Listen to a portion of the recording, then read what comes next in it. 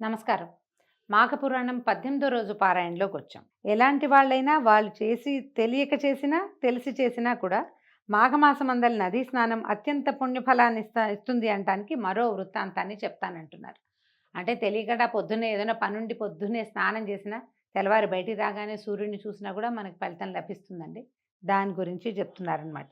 పరమేశ్వరుడు చెప్పే లోభి చరిత్రను పరమేశ్వరి పార్వతీదేవి శ్రద్ధగా వింటోంది. పూర్వకాలం దక్షిణ భారతదేశంలో వసంతవాడ అనే ఒక నగరం ఉండేదట. అందులో బంగారు శెట్టి అనే ఒక పిసినారి అయినటువంటి వైశ్యుడు ఉండేవాడు. ఆయన భార్య తాయారమ్మ. పెద్దలు ఇచ్చిన ఆస్తి ఎంత ఉన్నా అతనికి ఇంకా సంపాదించాలనే కోరిక మిక్కుటంగా ఉండేది.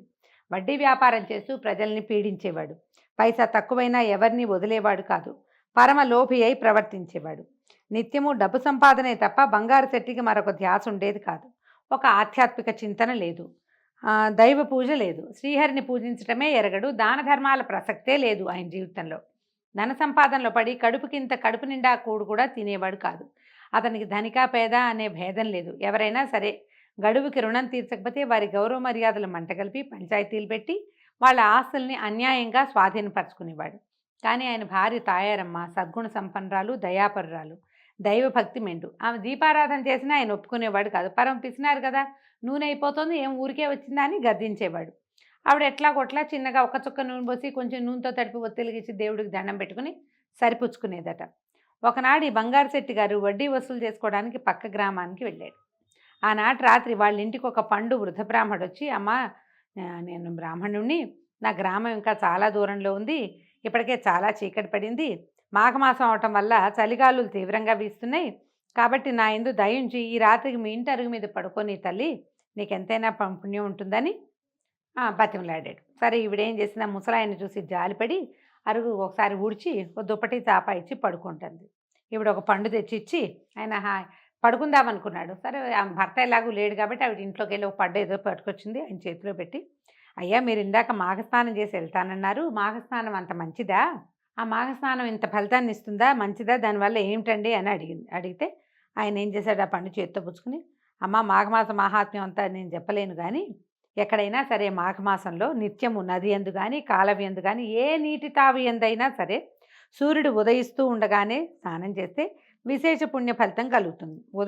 ఉదయమే స్నానం చేయటం, మహావిష్ణువుని పూజించటం, దేవాలయాలకు వెళ్ళి అర్చన చేయటం, తులసి దళాలతోటి శ్రీమన్నారాయణునికి అర్చన చేయటం, స్వామి ప్రసాదాన్ని స్వీకరించటం, విష్ణు పురాణాన్ని లేదా మాఘ పురాణాన్ని చదవటం, నెలాఖరున బ్రాహ్మణ సమారాధన, దాన ధర్మాలు చేయటం ఇత్యాది సత్కార్యాలు చేస్తే మానవుడి సర్వపాపాలు హరించిపోతాయి.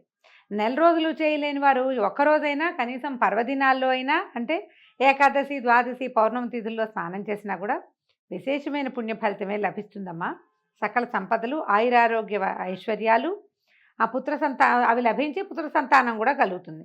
మహాఘోర పాపాలన్నింటినీ మటుమాయం చేస్తుంది. నేను అనుభవపూర్వకంగా చెప్తున్నానమ్మా అని చెప్పాడు. ఈవిడ ఏమనుకుంది, ఓహో చాలా బాగుంది, స్నానమే కాదా, రేపొద్దున చేసేద్దాం ఈయనతో పాటు అని ఆవిడ కూడా విష్ణు ధ్యానం, ఆయన ఏదో నామాలు చెప్పుకుంటుంటే కేశవ నామాలు, ఈవిడ కూడా విష్ణునామాలు చెప్పుకుంటూ ధ్యానంలో మునిగిపోయింది. ఇంతలో పక్క గ్రామానికి వెళ్ళిన భర్త తిరిగి వచ్చాడు. ఈవిడేం చేసింది, మాఘ స్నానము దాని విశేషం అన్నీ చెప్పి భర్తకి రేపు పొద్దున్నే వెళ్తానని అనగానే కేకలేసాడట ఆయన. వస్తే నీ వెర్రి మండిపోను, ఎవరేం చెప్తే దాన్ని నమ్మేస్తావా, మాఘ స్నానం ఏమిటి, వ్రతం ఏమిటి, దానం ఏమిటి, నీకేమైనా పిచ్చెక్కిందా, ఎంత ఖర్చు ఎంత ఖర్చు ఎంత ఖర్చు అన్నాడు. ఒళ్ళు గుళ్ళ చేసుకుని నేను సంపాదిస్తుంటే నువ్వు ఇల్లు గుళ్ళ చేయడానికి చూస్తావా, తిని కూర్చోలేక నాకు నష్టం కలిగిస్తావా అని కేకలేశాడు. నోరు మూసుకుని పడి ఉండన్నాడు. అయితే ఈవిడేమంది, ఇందులో ఖర్చు ఏమీ లేదండి, ఒట్టి స్నానమే కాదటండి అన్నది. అంటే నోర్మై అధిక ప్రసంగం చేస్తే అవతల గెంటేస్తాను, నేను పైసా కూడబెడుతున్నాను, నువ్వేమో ఇలా రాత్రనగా పగలనక నేను అడవైన వాళ్ళ ఇంటి చుట్టూ తిరిగి వడ్డీలు వసూలు చేస్తుంటే దాన ధర్మం చేయటానిక, స్నానం అంటూ వెళ్ళావంటే దానం చేయకుండా కుదురుతుందా, నువ్వు ఇల్లు గుల్ల చేసుకుంటామా, చివరికి ఇట్లా చేసావంటే నువ్వు బిచ్చం ఎత్తుకోవాల్సిందే, పోయి పడుకో, మాట్లాడబో కానీ గట్టిగా కేకలేశాడు. ఏం చెయ్యాలో తెలియలేదట. పరిపరి విధాల ఆలోచించి ఎలాగైనా మాఘనది స్నానం చేయాలని నిర్ణయానికి వచ్చి ఎప్పుడు తెల్లారుతుందా, ఎప్పుడు నది స్నానానికి వెళ్ళిపోదామా అని శ్రీహరిని ధ్యానించుకుంటూ ఆత్రంగా ఎదురు చూస్తోంది. ఇంతలో భళ్ళుమని తెల్లవారింది. త్వరగా కాలకృత్యాలు తీర్చుకుని ఈవిడేం చేసిందట, భర్తకి చెప్పకుండా వృద్ధ బ్రాహ్మణుడితో పాటు ఆ నదిలోకి స్నానానికి వెళ్ళిపోయింది, నది దగ్గరికి. ఇదంతా పసిగట్టిన పిసినారి బంగారు శెట్టి ఒక కర్రను తీసుకుని తను కూడా నదిలోకి దిగి భార్య జుట్టు పుచ్చుకుని కొట్టబోయాడు. ఆ పెనుగులాటలోనే వాళ్ళకి తెలియకుండా ఇద్దరు నది నీళ్ళల్లో మునిగి తేలటంతో మాఘ స్నాన ఫలితం దక్కింది వాళ్ళకి. చివరికి భర్త ఏం చేశాడు, 2 కొట్టి దండించి బాగా నానా తిట్లు తిట్టి గోల చేసుకుంటూ ఇంటికి తీసుకొచ్చాడు. కొంతకాలానికి ఇద్దరు మరణించారట కొన్నేళ్ల గడిచిన తర్వాత. తాయారమ్మని తీసుకుపోవటానికి విష్ణుదూతలొచ్చి బంగారు రథం మీద ఎక్కించుకుని తీసుకుపోతున్నారట. మా భర్త బంగారు శెట్టిని యమదూతలు వచ్చి తీసుకుపోతున్నారు. ఆవిడకేమో విష్ణుదూతలు వచ్చారు, విష్ణు పార్షదులు. ఈయనకేమో యమదూతలు వచ్చారు.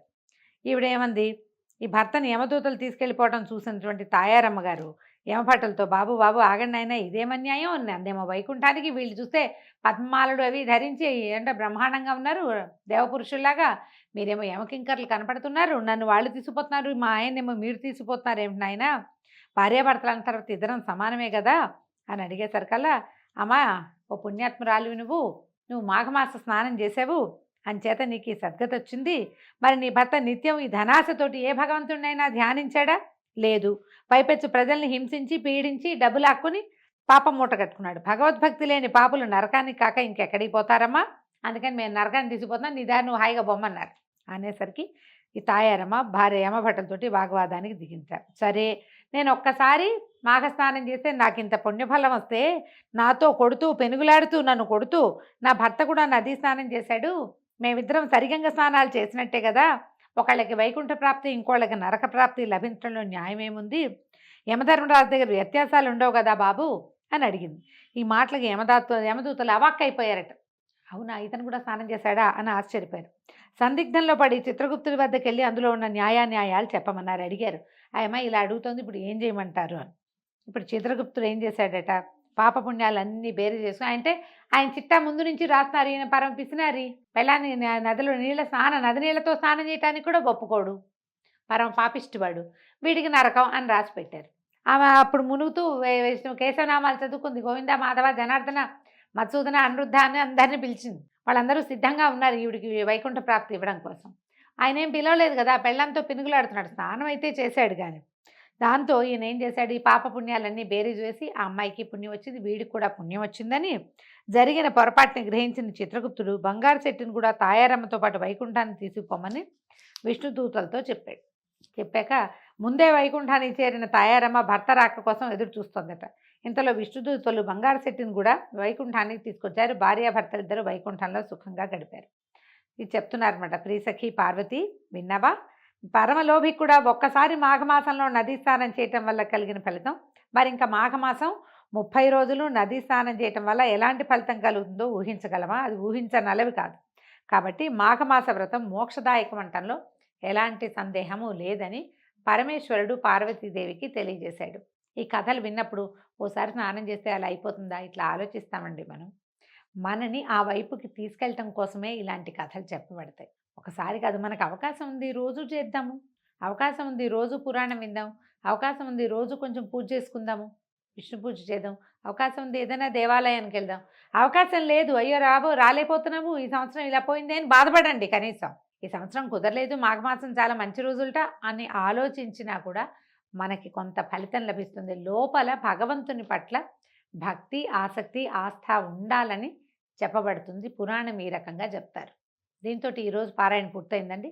రేపు ఉదయం 19వ రోజు పారాయణలో మళ్ళీ కలుసుకుందాం. నమస్కారం.